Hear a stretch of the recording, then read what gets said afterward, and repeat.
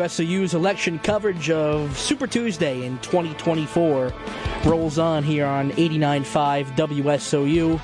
Segment number 4. Joe Morales and Liam Harding. The pros and cons of the Biden presidency. The biggest discussion point, at least in my opinion, the biggest discussion point of the night.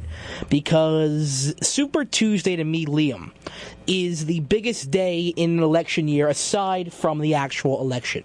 So when voters in most of the states around the country are heading out to the polls, they are considering a bunch of factors. What has the president done for me, my family, the country, and what can the next president, or I shouldn't say next president, what could the alternative provide for me, my family, and the country? All these things are considered, and it starts here with the pros and cons of the Biden presidency. And as you heard in the last segment, the approval rating for Joe Biden at 34% right now, which is lower than what it was under Trump. It was low. It was a little higher than the end of the Obama presidency. And Liam, just the overall feelings of Americans right now is that the country is not heading in the right direction. But a chance to change the tides with Super Tuesday and the election in November coming up here, Liam. Oh, no, Joe, you said a lot of things I definitely agree on, especially in terms of what Super Tuesday is and how it's looking at how the current president is doing and what he has done negatively and positively for myself, my family, my common interests, and then looking at these, other nominees from both sides, whether it's Democratic, Republican, Independent, and see what these new characters or new politicians in this realm can do for myself, and the pros and cons list. So that's what I think Super Tuesday is. And as you said, and as Ryan and David said before about Joe Biden's approval, going on right now, it's actually in his third year right now. It's the lowest of any president since Jimmy Carter. Wow. So that's it's been a while. It's been the lowest it has been in a couple of years. Well, so. Almost 50 years since the Carter presidency were going on. That's remarkable, Liam. But before we get into anything with President Biden's tenure, Texas, Massachusetts, and Colorado going to Donald Trump right now. The only state that Nikki Haley appears to have a case in right now is Vermont, and then later on we'll get some info on Massachusetts. That's her other, I guess you can call it strong suit, I guess you could say, on the Nikki Haley trail. Hasn't been a good run for Nikki Haley. Still trying to get her feet wet in the presidential primaries. But, Liam, let's shift things over to President Biden. Now, it's been a pretty eventful last couple of years with President Biden. And it started off with the COVID years and taking over after Trump. And the inflation was a bit higher than normal. People were noticing their groceries, their gas prices going up. And that could be because of a myriad of factors when it comes to energy and other things around the country. But that was what Americans noticed. Now, a lot of people don't care why it's happening. They just notice it is happening. So for the common American, seeing the price of milk, the price of eggs, the price of the gasoline go up, it's a bit of a turnoff for Americans, Liam. And trying to navigate that and getting that fixed was a big point for Biden. It's a big running point for Donald Trump here. It has not been a good 3 years for the economy and for inflation itself, Liam. No, you said it really well, Joe. Especially looking at milk. I know, especially talking to people, I know that milk has, price of necessities you need to live and have, the bare necessities, the needs to have a good life here, have just gone up dramatically. Right. Under this administration, you could say it has failed, based on what Joe Biden has said during his whole campaign, during his election, and ensuing the couple of years. It actually turns out that Americans are spending $11,400 more annually to buy the basic necessities, food, water, all that sort of stuff, compared to that before the Biden administration. So again, it's just crazy to see how these numbers are just, adding up and rattling, keep increasing as his tenure goes on as president. And it's interesting for people who are barely making ends meet and maybe don't make enough money to feel comfortable spending that much more money in necessities with a Biden presidency right now, Liam. When you talk about things like that, it's a scary feeling for Americans who maybe don't know if they can afford next week's groceries, or maybe don't know how they're getting to work next week if the gas is too high. So navigating that has been a struggle for Americans over the last 3 years, and the solutions from President Biden, yes, he's tried, but we're starting to see it sort of go down right now, Liam. It's heading in the right direction, but it's still much higher than where it was compared to a couple of years ago. Now, yes, COVID did play a factor in that. We saw grocery prices skyrocket during COVID a little bit just because of, that's a global pandemic. I feel like that's a very specific and extreme circumstance to compare it to. But you can get gas, at least in my area, for under $2 a gallon, and that's a big deal, at least for me, Liam. That one hit close to home because I was a new driver during that time, Liam, and up near $4 a gallon for me was just... It really, quite frankly, wasn't doable, Liam. I don't know about you, but I was not enjoying paying $4 a gallon. But I was happy to see it start going down once you started seeing some new policies put in place, Liam. But the American who was trying to get to work had to resort to a public transportation, had to conserve their gas miles. Say, maybe I'm not going to point A this week. I have to save up to get to work next week. But the policies put in place, Liam, have helped. It's still not where it should be, though. No, it has helped in a lot of areas, but just looking at the broader scheme of it, when President Biden took office, inflation was just at 1.4%, not horrible at all, but since then it has risen by 17.2% to about that would be 18.6% overall. And just again, the basic necessities that we keep talking about, that for a lot of our parents, the older generations, people that didn't really have to think about how much milk was, bread, all that. And now they have to take a look at every explicit thing and be like, I don't know, maybe we won't do bread this week. Maybe we won't get this milk. Maybe we'll go with a cheaper variant of something. Or as you were saying, Joe, like, people how to conserve gas. Maybe we won't go drive to work today. Maybe I'll ride a bike or take public transit. Right. And especially during the pandemic, that was a very scary thing for people because with the not really knowing how the spread of COVID was working in the early parts of it, people were hesitant to take that those public transit. So it kind of was like leaving people at a crossroads. And while we keep kind of talking about how there have been the inflation by President Biden during this time hasn't been up to par. Right here I'm reading on the GOP.gov website that Crackers bread and cracker products were up 7.7%. Wow. Inflation. But, there have been some good things that, kind of you can see why this inflation is going on. For example, $15 minimum wage for federal workers and contractors has been up, which maybe not for every American, but that definitely has helped some people who have been going around with all this, worrying about what they're going to buy, and like all that. And then also he's done a lot with healthcare, and that's kind of balanced it out, that now Medicare and all these other companies are allowing the prices of some highly, highly pricey medications, especially like insulin, to be charged and sold for as low as $30, $35. So because of all these ways of trying to help out those people that have always been almost like left out by other people, by the other administrations, whether it be Donald Trump or Barack Obama or all these other presidents the past couple of years, he's trying to make it more affordable for them to get their basic necessities. So it's kind of like you got to give to take. You got to raise a little bit of money for inflation just so these people can have the basic necessities to live. Because it doesn't matter how much jar of jam is or a loaf of bread is for these people if they can't get their insulin because it's $200.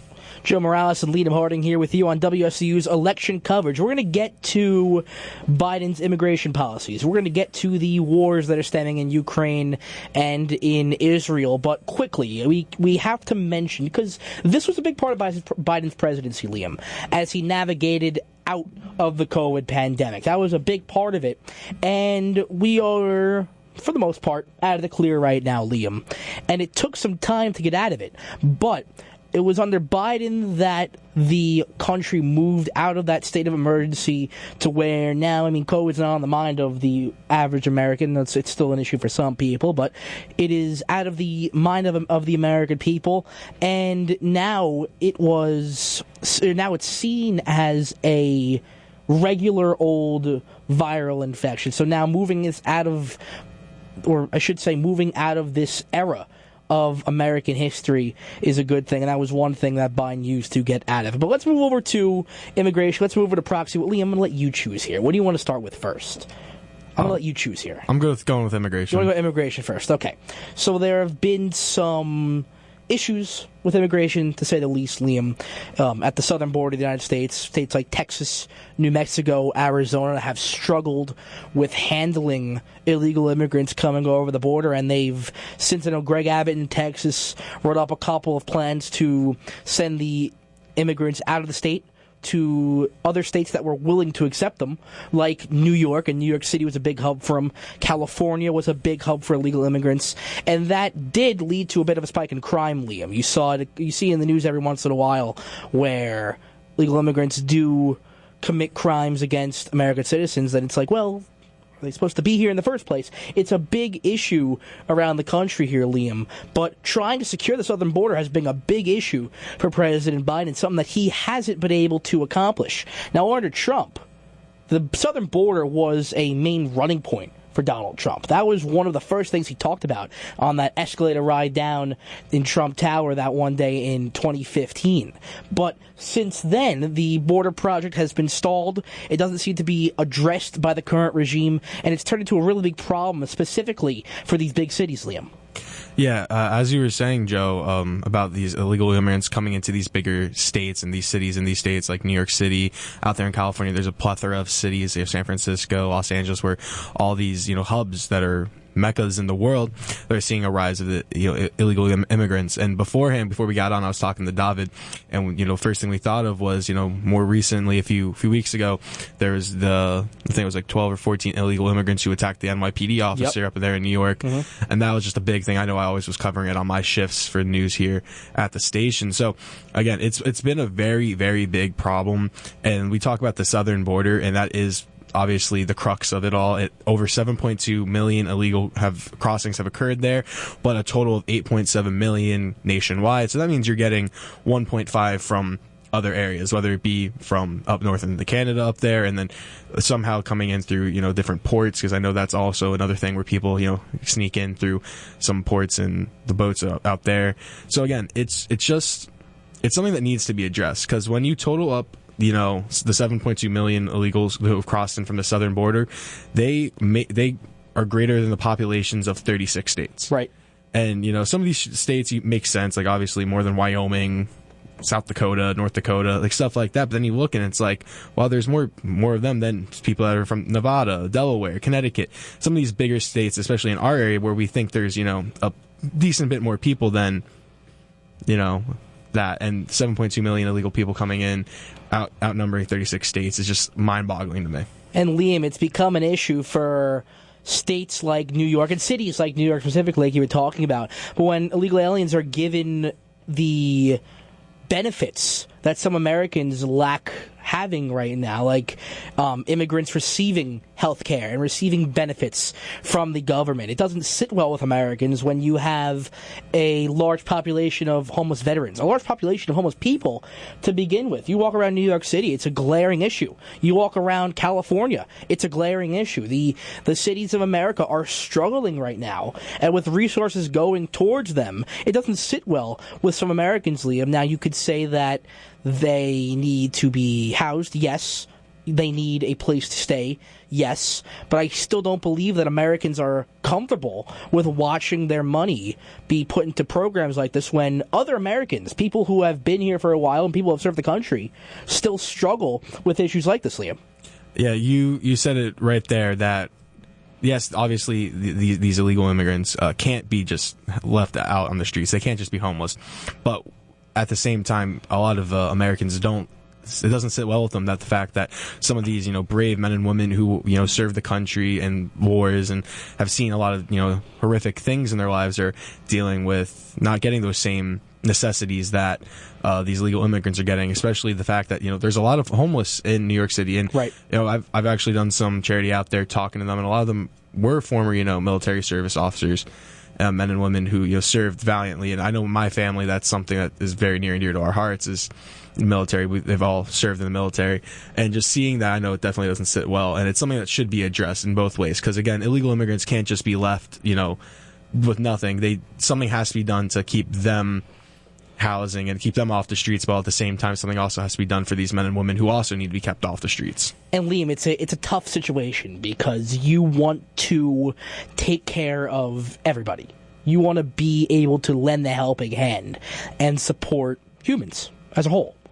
But when it's American citizens, and that is the priority I feel like Republicans, for the most part, feel that the priority should be with the American people, while the Democrats lean towards letting or supporting everyone and supporting the illegal immigrants as long as they are in the country and afford them opportunities here. But Republicans and Donald Trump is running on a platform of trying to clean up this mess that these cities have had, Liam. And you don't see it in a state like Florida. You don't see it in a state like Texas. They are very against bringing in illegal immigrants and supporting them and finding housing for them and supporting them with food and health insurance. Especially like we were talking about, Liam, when other things like that are happening with the American people themselves, when people in this country are already struggling with things like that. Before we move over to the proxy wars, Liam, anything else you want to add on the immigration? It's again, I'm looking at information from the GOP.gov, and it says that there was 340 individuals whose names appeared on terrorist watch list who stopped at the southern border, and also reading this article, that it turns out that President Biden never spoke with the Border Patrol chief during 2 years that he held the position. The Border Patrol chief at the time was Patrol Chief Raul Ortiz, and he said that he only talked to President Biden once and never heard from Vice President Harris. So that's a very big issue, especially when you find out 7.2 million illegal immigrants as a whole have been trying to cross. They had 1.8 million that just got away from Border Patrol authorities. But again, 340 people whose names appeared on terrorist watch lists. That's something that's big, because we, as society, especially in our area, there've been a lot of attacks, Boston, 9/11, all these things, Boston Marathon, all this, and it's something very important to the identity of what America is. And it's like, we don't like having domestic terrorism happen on our no one does, but especially you don't want it in this area. And the fact that 340 individuals tried coming in, and they were stopped, but because of how lenient and lackadaisical it is down there sometimes with this administration, it's something that as a citizen, that kind of scares me, because that's 340 that were seen, that were 340 that were caught, but there's 1.8 million people that got away. How many of those people would be on these watch lists? Joe Morales and Liam Harding once again taking you through the next couple minutes on 89.5 FM's Super Tuesday coverage of the Republican primaries and the Democratic primaries, and getting you set for the general election. And Liam, one last thing on immigration. It's just it's one thing that this administration has turned a blind eye to, and it's something that Trump and it's something that Republicans are going to run heavily on as we approach November. So we have a couple more minutes left here, Liam. Let's shift things over to do you want to call them proxy wars? Do you want to call them indirect wars? There are two controversial wars going on overseas right now, one between Israel and Palestine, one between Ukraine and Russia. And the Ukraine and Russia one's a bit older, so let's start with that, Liam. It is a war that's been going on for about 2 years now, with no end in sight. It started a couple years ago, and it's been funded by a little bit. It's been funded by Americans for the most part. The money, as you see on the news, the money being voted on in Congress to send over to Ukraine. Now, again, these are two controversial wars. So when it comes to that, Liam, it's a very divisive subject of the American people. So when it comes to whether the money should be sent overseas, or again, this is connected to immigration, if you want to use it to help the existing problems that you have in this country, and there are plenty of them, if you want to use it here, then the money cannot go overseas to support a war that the United States has no point fighting in, Liam. Yeah, during research for this whole thing, it was at this moment I realized I would never want to be president of the United States. There are a lot of tough decisions. You got that right, Liam. I don't think many of us in the studio would want that job. It's much easier to see you talk about it. Yeah, exactly. Most, you know what I mean? Especially when it comes to this, because it's easier for us, as you said, Joe, for us to talk about what we would do. But it's kind of hard, especially being humanitarianism that's big in America, and just being good people. We see how in the history of this country, how they've gone on to help other countries who have been in need, whether it be in wars like this, or with the Red Cross and all these natural disasters, helping out in Haiti when the earthquake happened there, I think in 2008, many years ago, 2011 with Japan and the tsunami. But again, it's a tough place to be in, because you want to help your ally out, and Ukraine is an ally with the U.S., especially in this situation against Russia.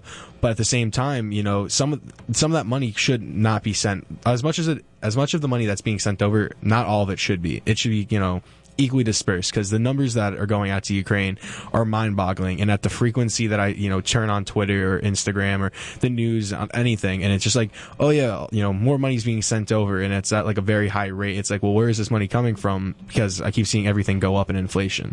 So again, I don't know. It's something that should be addressed, especially when there's all these problems, as you said, Joe, that are, ingrained in what America is. Right. It's funny how this all ties together. When you go back to immigration, when you go back to inflation, you could stem this all to some of these wars that are going on overseas. And if you look at it, like, there are so many problems in this country right now, and we're going to fund a war in Ukraine, or we're going to fund the war in the Middle East. Liam, again, it doesn't sit well with Americans. And it's not just a little bit of money that's going over. This is billions of dollars going over to fight these wars right now, Liam. It doesn't sit well with Americans, like I said. And the other one, Israel and Palestine, that one a little more controversial than the others. But also, in my opinion, a war that the United States, and the majority of most Americans, to be fair, a war the United States really does not need to get involved with, and a war the United States does not need to be funneling money over to, Liam. And the majority of Americans support that. Yeah, it definitely is a very controversial war that is going on out there with Palestine and Israel. But as you said, Joe, it is something that many Americans don't believe should be, funded by America. And that's something that I agree with, because just going back to the whole, we have a lot of problems here in America, and you want to fix those, and you don't want the cracks to, become larger and bigger. And it's kind of easy to see that with funding a war in the Middle East, especially when you see that in other parts of the Middle East that they've taken troops out of. And, over 1,000 Americans were abandoned when they withdrew troops from Afghanistan earlier during this term, and $7 billion worth of U.S. military equipment was left behind. So $7 billion, may not seem like a lot to, the government, but it is a lot in reality. And the fact that they were just going to leave that there, and they're still funneling money to Ukraine and Palestine and Israel, is just something that should not be happening. Well, those are some divisive issues. Liam, thank you for joining me, and it's been a fun little segment we've had here on 89.5's Super Tuesday coverage. What's not controversial? Exodus. We'll take a quick break with Persona Non Grata by Exodus. When we come back, more coverage from our analysts here on 89.5 WSOU.